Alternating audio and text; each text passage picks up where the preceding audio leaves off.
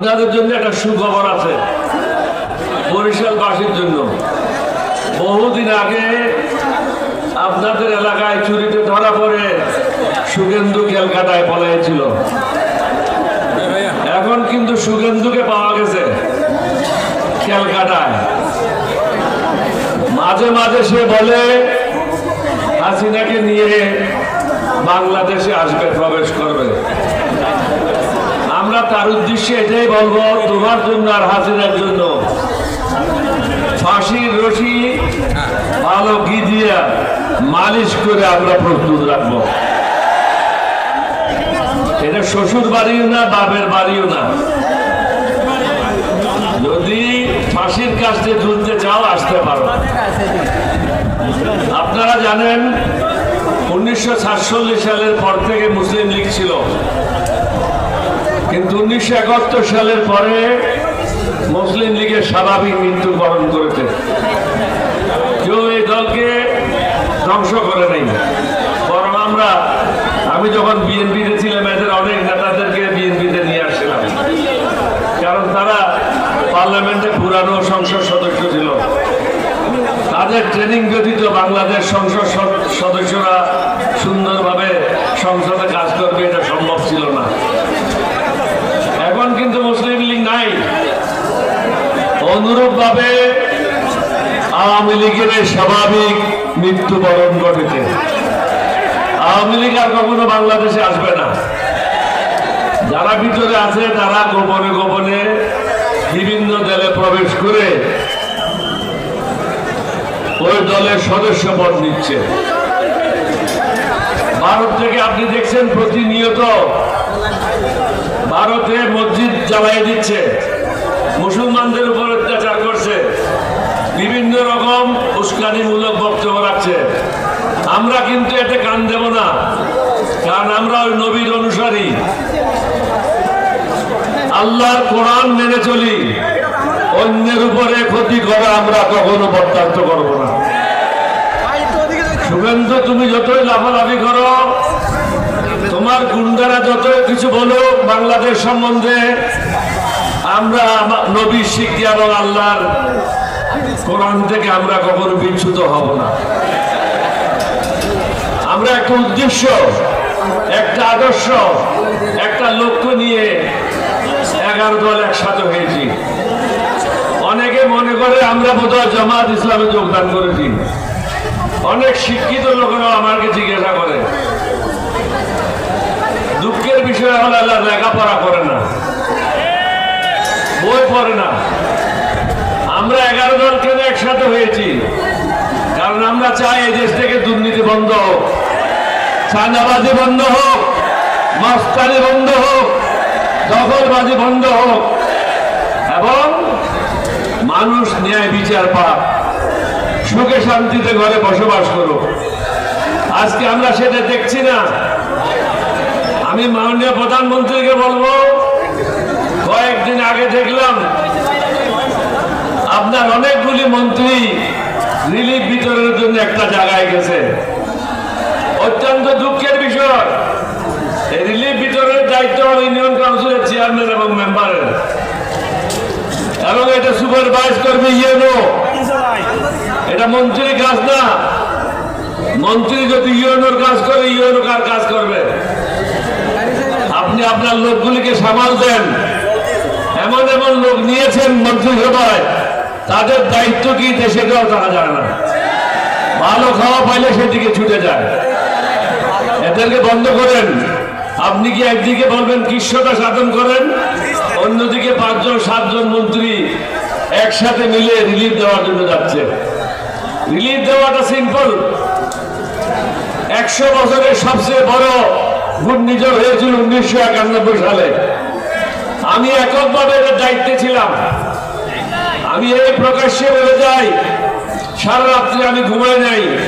29 তারিখ রাত্রে সকালে উঠে বেগম জিয়াকে বললাম, আমি সংবাদ পেয়েছি এয়ারপোর্টে 10 ফিট পানি হয়েছে। উনি বললেন যে কি করা দরকার? আমাদের একটা হেলিকপ্টার নেন, আপনাকে নিয়ে আমি যাব। হেলিকপ্টার নিয়ে গেলাম, দেখলাম যে সব জায়গায় মৃতদেহ, টেলিফোনের তার বিচ্ছিন্ন, রাস্তায় চলাচল সম্ভব না, গাছপালা সব ভেঙে রাস্তার উপর পড়েছে। আমি ওনাকে বললাম, এটা আপনার কাজ না, আপনি আমাকে স্টেডিয়ামে নামাই দেন, কালকে আমার কাপড়গুলি পাঠিয়ে দেন। আমি স্টেডিয়ামে নামলাম, অফিসারদেরকে ডাকলাম, বললাম যে যত ড্রাইভার আছে পুলিশে আর্মিতে তাদেরকে নিয়ে আসো, যত ট্রাক যেখানে পাও এগুলি তার বাইর করো, তার বার করে এগুলি স্টার্ট করো, এবং খাদ্য গুদামে এই ট্রাকগুলি লাগাও, প্রত্যেক এলাকায় এলাকায় মোড়ে মোড়ে গিয়ে খাদ্য ডিস্ট্রিবিউট করো। বসার হিসাব, আমাদের হিসাবের কোনো দরকার নাই, আমার মানুষ বাঁচলে তো হিসাবের দরকার, আমার মানুষ মারা গেলে আমি হিসাব দিয়ে কি করবো? 1,20,000 মানুষ মারা গেছিল, কই আমি কোন একজন মন্ত্রীকে তো নিই নেই। আমি কিভাবে করলাম? আনসার এবং পুলিশদেরকে দিয়ে করেছি। মা ছেলেকে দাফন করে নাই, বাপ ছেলেকে দাফন করে নাই, কারণ আপনারা সমুদ্র উপকূলের লোক, যে সমস্ত ডেড বডিগুলি সমুদ্রে থাকে, পানিতে ভিজে যায়, আপনি যদি হাত ধরেন হাত চলে আসবে, আঙ্গুল ধরলে আঙ্গুল চলে আসবে, তাহলে এগুলিকে দাফন করবেন কিভাবে? রেডিওতে গিয়ে সবাইকে বললাম, বড় বড় যারা কাপড় ব্যবসায়ী আছে আপনারা কাপড় দিয়ে যান সার্কিট হাউসে। কাপড় দিয়ে গেল, কাপড় কেটে কেটে এই ভাসমান মৃতদেহগুলির নিচে একসাথে করে সবগুলিকে জড়িয়ে, কোনোটাতে 10 জন, কোনোটাতে 20 জন, এইভাবেই তাদেরকে দাফন করা হলো।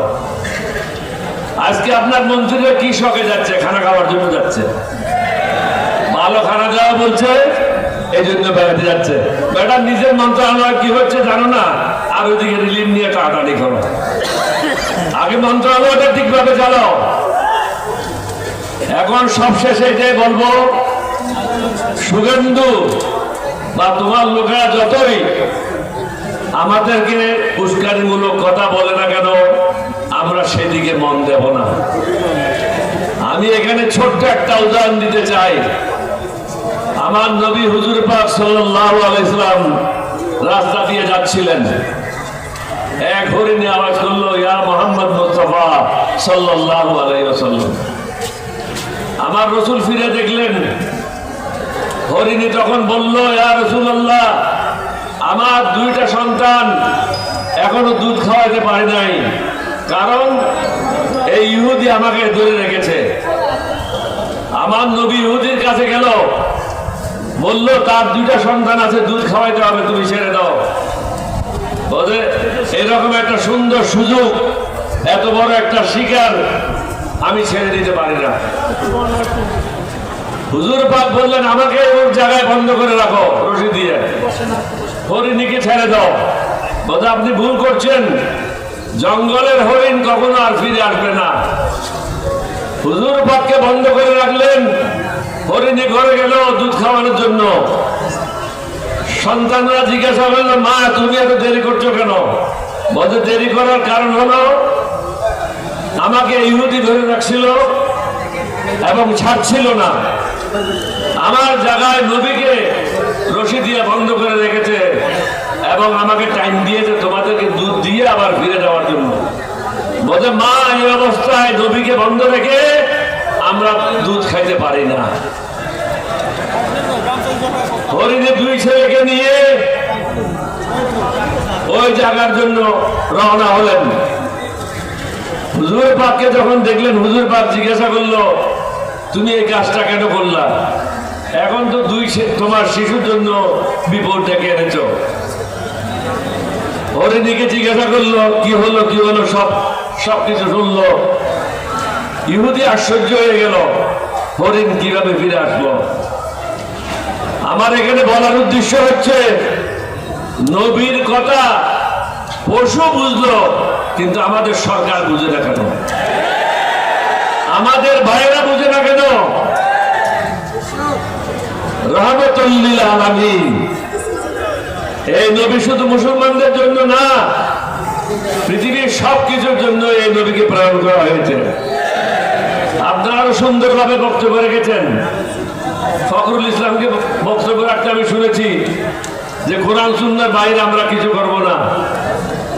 সালাউদ্দিন বলছে ইসলাম ধর্মের বাইরে আমি কিছু করবো না। সালাউদ্দিনের বাপ তো মসজিদের ইমাম ছিল, আরো কয়েকজনের বক্তব্য রাখছে, তারা বললো যে ইসলাম ধর্মের বাইরে কিছু করবো না। তাহলে সংস্কার গুলি করছে না কেন? এগুলি কি ইসলাম ধর্মের বাইরে? মেহরবানি করে সংস্কার গুলি করে এই জাতিকে মুক্তি দেন। আমরা যারা বিরোধী দলে আছি আমরা আপনার শত্রু না, আমরাই হলাম আপনার মিত্র। কারণ আমরা সুন্দর বাংলাদেশ গঠন করতে চাই, এই বাংলাদেশের জন্য যুদ্ধ করেছিলাম, এটা আপনাকে বুঝতে হবে। আমি দেখলাম পরশুদিন বোয়ালখালী থেকে কেবা কারা আপনার বাবা সম্বন্ধে বলছে, ওর মাকে নাকি খালা ডেকেছে, ওর অ্যারেস্ট করেন। আপনার বাবা কারো মাকে খালা ডাকে নাই, সুযোগ সুবিধা নেওয়ার জন্য করছে। আরেক ভদ্রলোক ইন্টারভিউ দিয়েছে, বললো যে আমি জিয়াউর রহমানের খুব ঘনিষ্ঠ লোক ছিলাম, বেগম জিয়ার সাথে এটা হয়েছে এটা হয়েছে, এটা আমি সব প্রত্যক্ষদর্শী। এবং নাম বললো মেজর জেনারেল জঞ্জুয়া। ওই গাদার বাচ্চা বোঝা উচিত ছিল মেজর জেনারেল জঞ্জুয়া বলে বাংলাদেশে কেউ ছিল না, লেফটেন্যান্ট কর্নেল জঞ্জুয়া ছিল, যাকে 25 তারিখ রাত্রে আমাদের সিপাহীরা হত্যা করেছিল।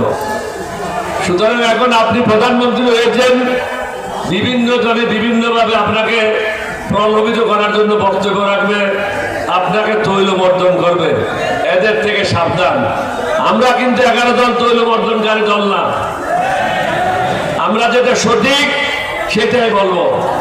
মেহরবানি করেন, এই দেশের লোকের প্রতি দয়া করেন, আল্লাহ আল্লাহ রসুলের পথে নির্দেশিত পথে চলেন। শুধু মক্কা সনদ বললে হবে না, ওটা কাজে লাগাতে হবে। মানুষ কি চায় সেটা বুঝতে হবে। মানুষ চায় সংস্কার, সংস্কারগুলি শেষ করেন, জনগণকে মুক্তি দেন, দেশটা সুন্দরভাবে চলুক।